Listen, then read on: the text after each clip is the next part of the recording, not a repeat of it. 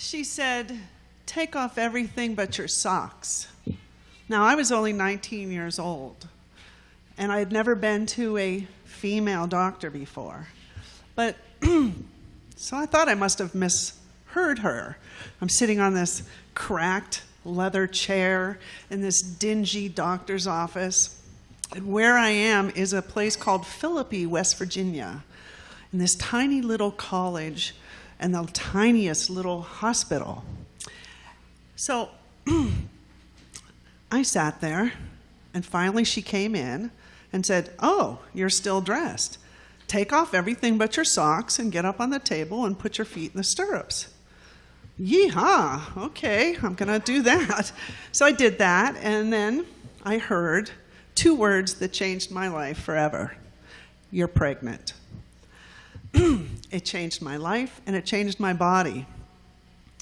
I had a doctor, the only doctor in a 40-mile radius of Philippi, West Virginia.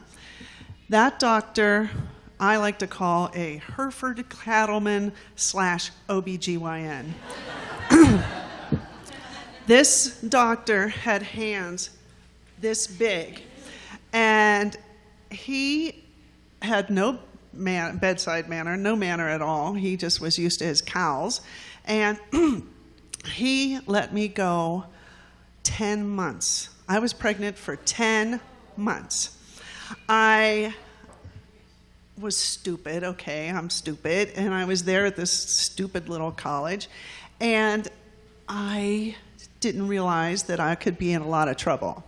I had gained enough weight to have a 10-year-old. I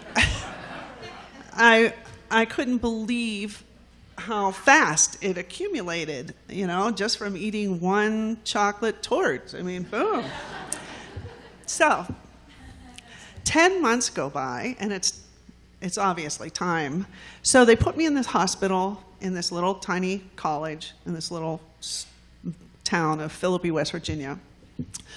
And I was in this room with two other women.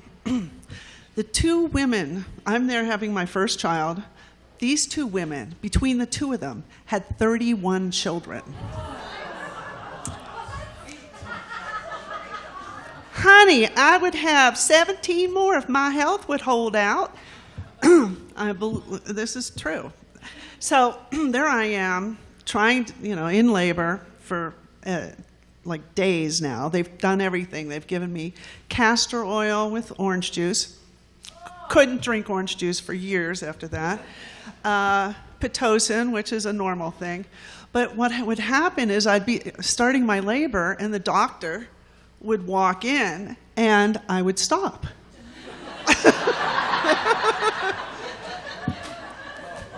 I was in the hospital for 11 days trying to have a baby. Finally, I said, that's it. I'm going home. I want to sleep in my own bed. Although I did like the meals and the back rubs every night. That was kind of cool. But I was done having people poke and push. So I went home, and I started my own labor that night. But I knew enough not to go back until they were 5 minutes apart. So I go back when they're 5 minutes apart, and it still took another 10 hours. And meanwhile, he's trying to turn this baby who's so big. By the way, she was born cesarean, and she weighed 9 pounds, 10 and a half ounces, and was 2 feet long. Huge baby girl. But one of the things that happened was, after all this labor, he said, you need to have a cesarean birth. And I was like, yeah, this hell's going to end right now. But little did I know it would take me decades to heal from that. While I'm in this operating room, the doctor says, do your job. It's like, oh no, what did he not do? And I've had a little trouble ever since. So he didn't do something down there. But one of the things that really, I had just turned 20 years old, for a young girl, was that he gave me a huge scar down the front of my body. And it's not even a nice scar because he's used to cows, right? So it's kind of wiggly and stuff. It's like, oh, I had such body shame. 20 years old, new mother, and a body that just was wrecked.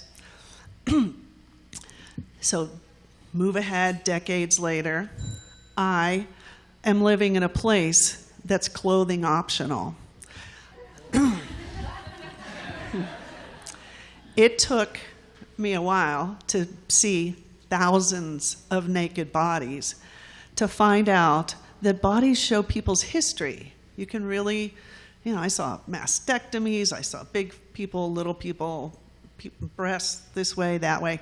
And it took that, and I did a workshop called Body Writing, where we put paint on ourselves and we leaned up against the canvas. I'm trying to hurry.